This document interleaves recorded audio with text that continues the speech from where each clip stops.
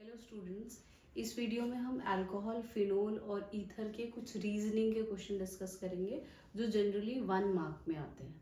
तो जो सबसे पहला फ्रीक्वेंटली आस्क्ड क्वेश्चन है वो ये है कि अल्कोहल का बॉइलिंग पॉइंट डाईमिथाइल ईथर से ज़्यादा क्यों होता है। अब सेम क्वेश्चन को ये भी पूछा जा सकता है कि अल्कोहल का बॉइलिंग पॉइंट एल्केन से ज़्यादा क्यों होता है।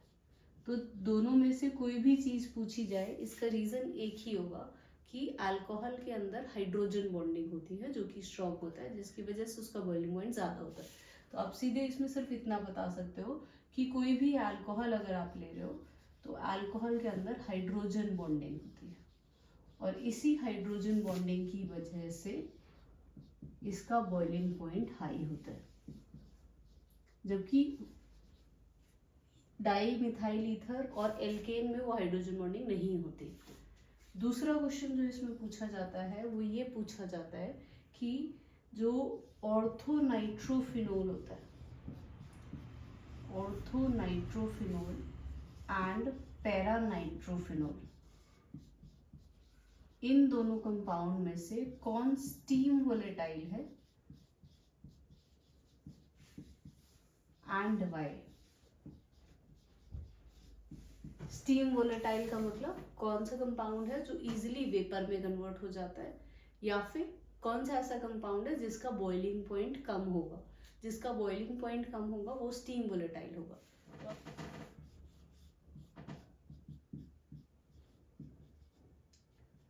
ऑर्थोनाइट्रोफिनोल इस तरीके से बनेगा, इसमें इस पे नेगेटिव चार्ज और इस पे पॉजिटिव चार्ज होता है, और पैरानाइट्रोफिनोल कुछ इस तरीके से बनेगा, पैरा पोजीशन पे नाइट्रो ग्रुप लगा दिया।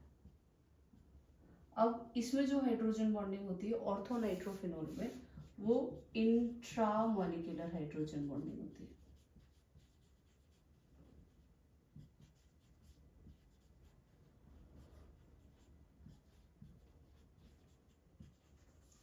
और इस केस में क्योंकि ये OH और नाइट्रो ग्रुप दूर दूर है तो इंट्रामॉलिक्यूलर हाइड्रोजन बॉन्डिंग तो हो नहीं सकती।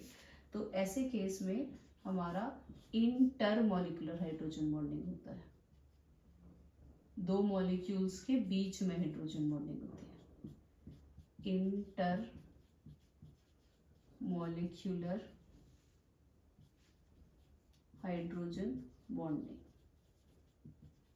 अब जब आप किसी चीज को बॉईल करते हो तो आपको दो लिक्विड के मॉलिक्यूल्स को सेपरेट करना पड़ता है। तो यहाँ पे जब आप इसे बॉईल करोगे तो ये वाला बॉन्ड तोड़ना पड़ेगा, इस बॉन्ड को तोड़ने की जरूरत नहीं पड़ती है। तो क्योंकि इसमें इंटरमॉलिक्यूलर हाइड्रोजन बॉन्डिंग है तो इसका बॉइलिंग पॉइंट हाई होगा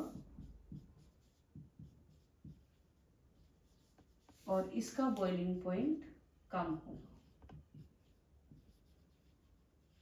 इंट्रामॉलिक्यूलर हाइड्रोजन बॉन्डिंग की वजह से। तो आप इसमें type of hydrogen bonding explain कर सकते हो। नेक्स्ट क्वेश्चन जो पूछा जाता है वो ये पूछा जाता है कि why phenol is more acidic than alcohol।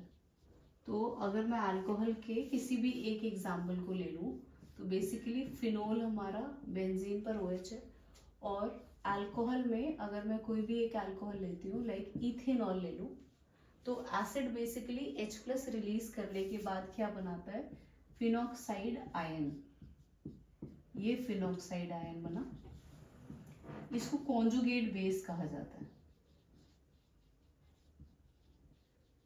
जब आप किसी भी एसिड में से H+ रिलीज कर दो तो जो नेगेटिवली चार्ज स्पीसीज बनेगा उसको कॉन्जुगेट बेस कहते हैं। इस केस में अगर मैं H+ रिलीज करा दूं इसका, तो जो नेगेटिवली चार्ज स्पीसीज बनेगा उसको कॉन्जुगेट बेस कहेंगे। ठीक, नाम अगर बोला जाए तो ये फिनॉक्साइड है और ये इथॉक्साइड है। अब इस केस में ये negative charge is stabilised by resonance, जबकि इस केस में जो इथाइल ग्रुप है वो +I इफेक्ट की वजह से इसकी इलेक्ट्रॉन डेंसिटी और बढ़ा देगा। तो यहाँ पे +I इफेक्ट होने की वजह से ये अनस्टेबल हो जाएगा और यहाँ पे रेजोनेंस होने की वजह से ये और स्टेबल हो जाएगा।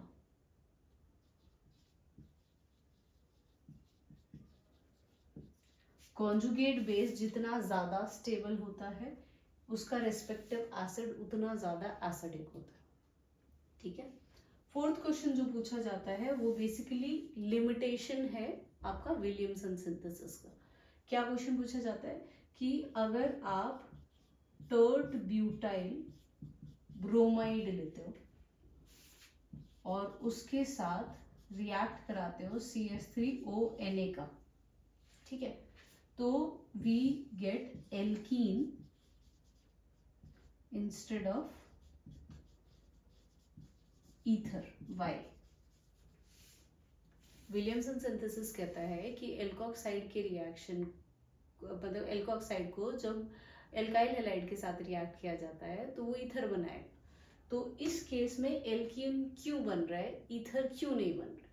तो इसके पीछे का रीजन हमसे पूछा जाता है कि वाई।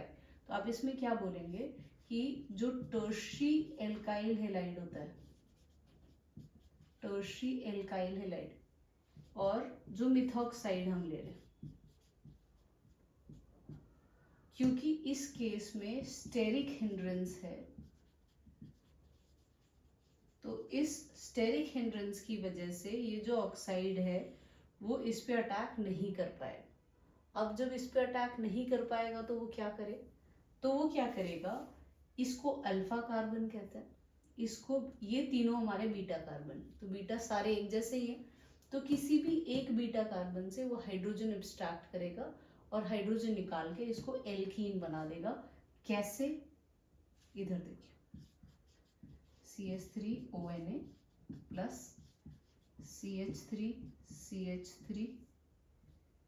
CH3 यहाँ पे Br, यहाँ से एक हाइड्रोजन में ऐसे लिख देते, तो ये नेगेटिव चार्ज ये यहाँ से एब्स्ट्रैक्ट करेगा, ये इसके पास जाएगा, ये नेगेटिव,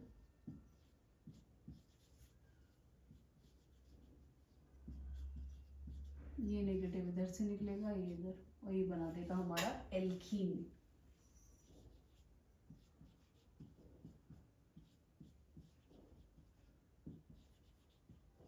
ईथर नहीं बनेगा इस केस में।